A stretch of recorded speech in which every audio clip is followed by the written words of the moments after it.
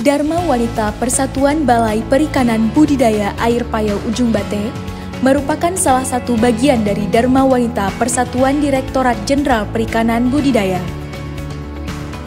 Dharma Wanita Persatuan atau yang sering disebut DWP berfungsi untuk mendukung kegiatan yang ada di Balai Perikanan Budidaya Air Payau Ujung Bate.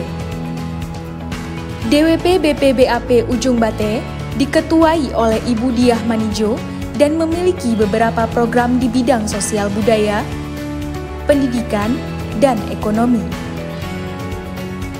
Program di bidang sosial budaya: 1. Kunjungan sosial kepada pegawai BPBAP Ujung Bate yang mengalami musibah. 2. Kegiatan bakti sosial, cegah stunting itu penting di Posyandu Mawar Desa Nehen sekaligus merayakan ulang tahun Dharma Wanita Persatuan. Dan ketiga, kegiatan bakti sosial pembagian sembako saat Ramadan kepada warga yang kurang mampu.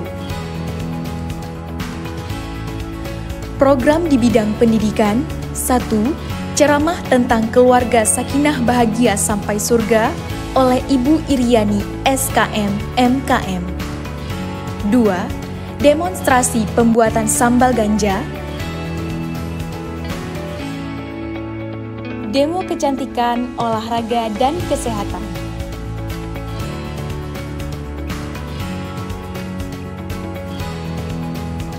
Program di bidang ekonomi: 1. Market Day.